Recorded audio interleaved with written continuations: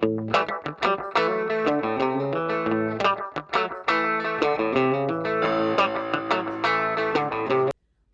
pessoal! Sejam muito bem-vindos a mais um episódio do Papo de Investidoras. Sou a Amanda Notini, estou aqui com a Luciana e hoje vamos falar de mais 3 produtos da renda fixa, que são a LCI, a LCA e as famosas debêntures. Olá, pessoal! Estamos aqui muito animados para mais um episódio do Papo de Investidoras e vamos seguir aqui na nossa jornada falando desses produtos aí de renda fixa para que todo mundo fique expert em investir nesses produtos, né? Então bacana! E nada melhor do que a gente começar aqui contando um pouquinho do que são, né, esses produtos. Porque quando a gente olha, parece uma sopa de letrinhas. O que é LCI, o que é LCA? E a LCI nada mais é do que uma letra de crédito imobiliário. Então, quando o banco capta recurso através de uma LCI, ele é obrigado a destinar aquele recurso para investimentos no segmento imobiliário. Já a LCA é uma letra de crédito do agronegócio. Então, funciona da mesma forma. Quando o banco capta aquele recurso, ele é obrigado a destinar o recurso para o agronegócio, né? Que é diferente aí do CDB. O CDB, quando o banco capta, ele pode destinar o recurso para qualquer investimento, qualquer negócio que ele queira fazer. Já a LCI e a LCA tem essa especificidade e é uma forma do governo fomentar esses segmentos através aí desses 2 títulos, né? Joia! A gente citou aí, acho que foi no segundo episódio, né, sobre esse produto do CDB, e acho que a LCI e a LCA a gente vale ressaltar que ele se assemelha muito, pelo motivo de que ele é emitido também pelo banco, mas com essa questão que você falou, né? E aí, Amanda, chega num outro ponto que é fundamental para o investidor, que é a questão do imposto de renda. A gente vem falando aí de vários produtos, né, dos custos relacionados quando a gente investe nesses produtos, e a LCI e a LCA tem um benefício maravilhoso para a gente que é investidor aí, poder usufruir desse negócio, que é a isenção do imposto de renda. Como a Amanda falou, né, como o governo obriga que esses recursos ali por parte dos bancos sejam direcionados para alguns segmentos da economia, o governo também dá esse benefício tributário para o investidor. O que acontece é que na prática você consegue ter uma rentabilidade maior quando a gente compara a tal da rentabilidade líquida, que é a rentabilidade descontada do imposto de renda. Então, para o investidor é um investimento que realmente pode valer muito a pena por esse benefício tributário, né? Não, aproveitando aqui, Luciana, que você trouxe um pouco dessa questão do imposto de renda, já vou trazer da rentabilidade, né? Porque a rentabilidade desses títulos é semelhante à rentabilidade do CDB. Pode ser pré-fixada, pode ser pós-fixada, geralmente elas são atreladas ao CDI, mas pode acontecer de também serem aí atreladas a outros indexadores.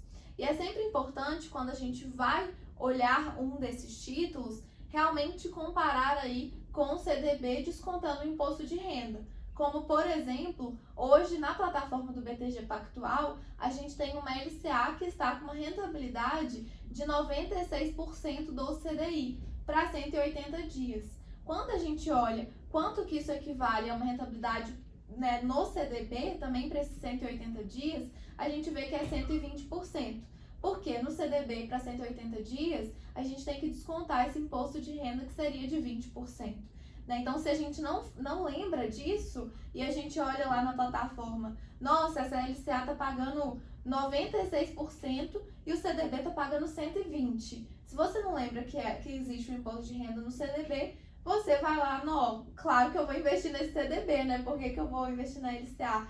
Então, assim, é muito importante frisar essa questão aí da rentabilidade junto com o imposto de renda, né? Com certeza, a rentabilidade a gente sempre tem que lembrar dessa questão dos custos ali do produto, né? Senão as pessoas falam, eu vou colocar 120 é muito maior do que 94, mas um é líquido e o outro não é. Então, temos que comparar aí a famosa banana com banana. E outro ponto, né, Amanda, é a questão do risco, porque na hora que a gente vai analisar um investimento, a gente tem que considerar o risco em relação ao retorno, né?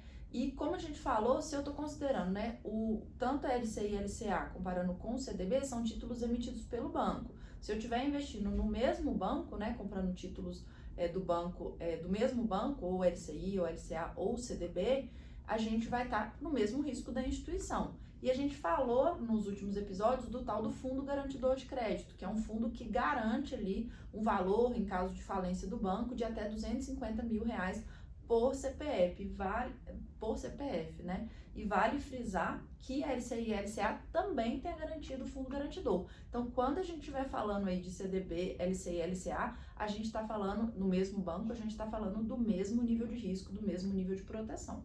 Exatamente, isso é muito importante, né? Porque muitas vezes a gente vê uma diferença na rentabilidade, isso pode ter a ver com risco, mas no caso aí da LCI, da LCA e do CDB, né, como se a gente estiver comparando ali títulos emitidos pelo mesmo banco, realmente o risco vai ser o mesmo ali daquele determinado banco.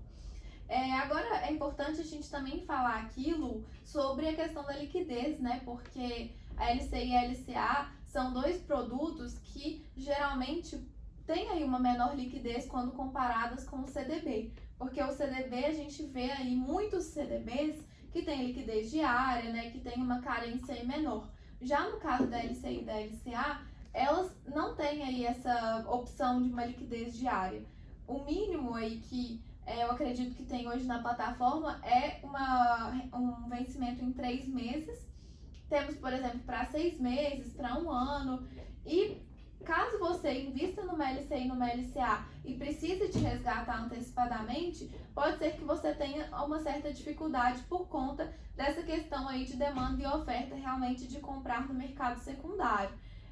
Então, assim, é importante sempre alinhar com seus objetivos, olhar essa questão do vencimento e caso você invista e precise de resgatar, né, fale com o seu assessor de investimentos ou cote na plataforma, porque pode ser que sim, você consiga resgatar antes do vencimento, mas pode ser que você tenha também alguma penalidade, dependendo aí, né, do momento de mercado.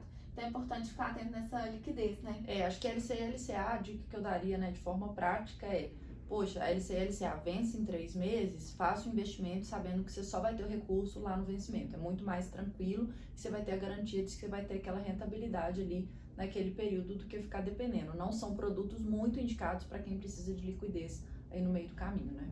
Exatamente. Então, esses são os principais pontos, pessoal, de LCI e LCA.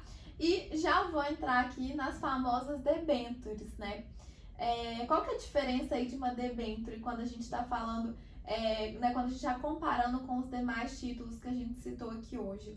As debentures, elas são emitidas por empresas, né? Então, quando a gente fala que a LCI, a LCA, o CDB tem o risco do próprio banco, as debentures, elas têm o risco da própria empresa. Então, se a Vale precisar de recurso para financiar uma atividade dela, por exemplo, ela pode emitir títulos no mercado para que as pessoas invistam naqueles títulos, ela capte aquele recurso, né, para financiar as atividades, depois ela vai pagar uma taxa, né, em troca aí desse recurso, mas o risco vai ser da própria Vale, né? Então a pessoa está emprestando dinheiro para a própria empresa, né, Luciana? Debenture é um produto, assim, que a gente tem que ter uma ressalva e um cuidado adicional, né, Amanda? Porque a gente falou aí, né, a gente vem falando basicamente de produtos emitidos por bancos, a gente falou de títulos públicos que são emitidos pelo governo, que é o menor risco que a gente tem no nosso país, e a gente chega nas debentures que são emitidas por empresas. A gente tem vários tipos de empresa no país, tem empresas muito menores, mais arriscadas, menos arriscadas. Então, a hora que o investidor vai escolher uma debênture, ele tem uma gama muito maior de risco e também de rentabilidade, claro. E é muito importante que você esteja alinhado, que você esteja ciente do risco que você está correndo ao investir numa debênture de uma determinada empresa.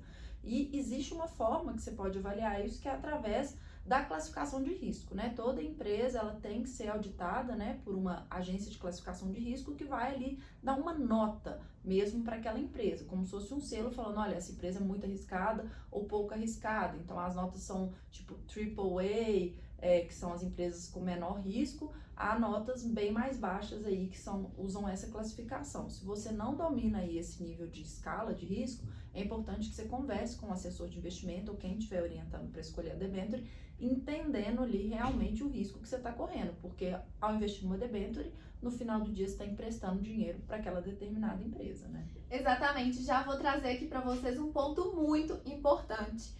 As debêntures não são cobertas pelo Fundo Garantidor de Crédito.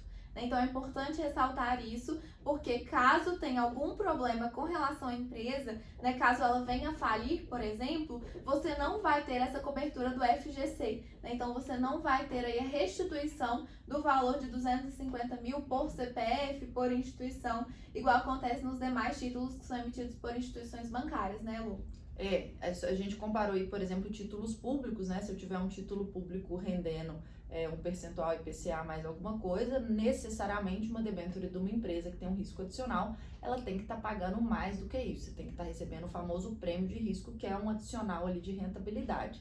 E falando nisso, né, a gente tem aí, como os títulos públicos, debêntures indexadas a diversos índices, né? Então eu posso ter ali debêntures que são que me pagam IPCA, que me pagam CDI. Então, também como investidor, eu tenho essas opções ali para eu poder estar escolhendo na hora de investir. Então, entendendo se eu quero um título que vai me pagar, né, uma debênture ali que vai estar rendendo IPCA mais alguma coisa, ou um título que vai estar rendendo linkado ao CDI. Então, vai depender da minha estratégia ali de investimento para eu poder escolher essas debêntures, né? Exatamente. E tem também um ponto muito importante, pessoal, que as debêntures, elas podem te pagar todo o valor no vencimento, ou pode ser que a empresa decida lhe pagar juros semestrais, né? Então, pode ser que o investimento ele te pague todo o valor mais os juros no vencimento, ou ao longo do caminho você vá recebendo ali aqueles juros, né? Pode ser semestral, pode ser, enfim, a empresa que vai sempre colocar isso no contrato quando ela for emitir um título.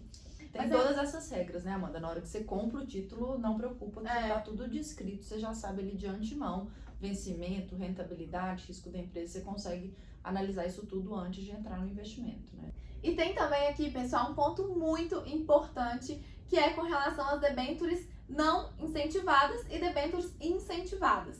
As não incentivadas são as tradicionais. Já as incentivadas têm uma diferença, né? Que elas têm aí um incentivo por parte do governo com relação ao imposto de renda. E por que isso acontece?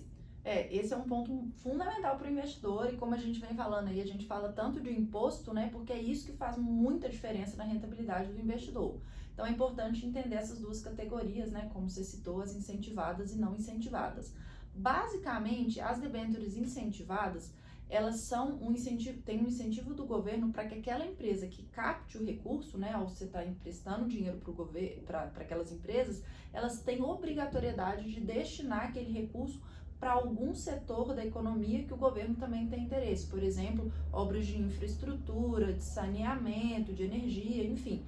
Alguns segmentos têm esse tipo de incentivo. No final do dia, para o investidor, o que vale tem uma debênture incentivada, aquela rentabilidade que eu estou vendo é líquida, então eu posso contar com aquele dinheiro e não vou ter que pagar imposto de renda. Já as debêntures não incentivadas, né, que aí são as formas aí que as empresas captam e podem colocar esses recursos, usar ali da forma que elas quiserem, abrir novas... as empresas podem usar para poder abrir novas fábricas, enfim, usar para a forma que ela quiser dentro da empresa. Elas têm o pagamento de imposto de renda na nossa famosa tabela regressiva de imposto de renda, que a gente já citou aqui várias vezes, que é usada para diversos produtos, né? Mas a incentivada tem essa diferença e também é um produto isento de imposto de renda. Exato, então quer dizer que se eu vejo lá uma debênture incentivada e uma não incentivada pagando a mesma taxa, né, para mim é mais interessante que eu escolha a debênture incentivada, porque vai ter esse benefício aí do imposto de renda, né, Lu? Claro. Então, eu acho que o último ponto, né, Amanda, que é fundamental da gente falar, a gente sempre vem falando aí dos custos e tal, e temos que falar e do risco, claro, e também temos que falar aí da liquidez, né? As debêntures têm diversos vencimentos, né? Você vai saber ali qual que é o vencimento daquela sua debênture quando você investir, mas também é um produto que a gente tem que ter cuidado, porque ela tem a opção de ser resgatada ali antes do vencimento, mas como vários outros produtos que a gente falou, você depende ali de ter uma contraparte comprando, ou seja, você tem que saber quanto que a pessoa do outro lado vai estar pagando ali por aquele título, e pode ser que você tenha alguma penalidade na rentabilidade para resgatar antes. Então, também é um produto legal de você atrelar um objetivo. Então, você tem um objetivo de 2 anos, investe numa debênture com vencimento de 2 anos. Não é um produto muito indicado se você vai precisar no meio do caminho, apesar de ter como você sair, né? Exato, e as debêntures geralmente têm esses vencimentos mais longos, né, de 2 anos, tem debêntures aí de 10 anos, então é sempre importante observar essa questão do vencimento. tá aí a famosa frase da renda fixa, né? Que o pessoal acha que renda fixa é sempre fixa, e a renda fixa ela é fixa se você levar até o vencimento. Porque se você precisar de resgatar antes do prazo, pode ser sim que você tenha uma penalidade, você perca aí, né, a sua rentabilidade devido a essa necessidade de resgate antecipado, né? Joia! Hoje, então, com essa debênture, com as debêntures LC e LCA, a gente encerra aí a nossa temporada de produtos de renda fixa, né, Amanda? A gente falou bastante aí, eu acho que a gente cobriu os principais produtos que a gente tem disponível. Quem quiser investir em renda fixa, escutou todos os nossos episódios, vai estar muito mais capacitado, já teve muita informação, muito conteúdo, vai entender sobre rentabilidade, sobre as modalidades, sobre os riscos, né, de cada um dos produtos. Então, quem quiser investir em renda fixa está pronto aí para poder começar a dar os primeiros passos. Exatamente. Então, né, para quem realmente assistiu todos os episódios, já entende o quão importante é diversificar até na renda fixa. Diversificar entre diversos emissores de títulos, diferentes taxas, diferentes indexadores, né? Não deixem de escutar todos os nossos episódios e de entender mais sobre esses principais produtos aí da renda fixa. Na próxima semana a gente já começa a falar aí de renda variável. Então, para quem tem interesse, continue com a gente, que estamos muito ansiosos para trazer aí novos assuntos para vocês. Muito obrigada e até a semana que vem. Até a próxima!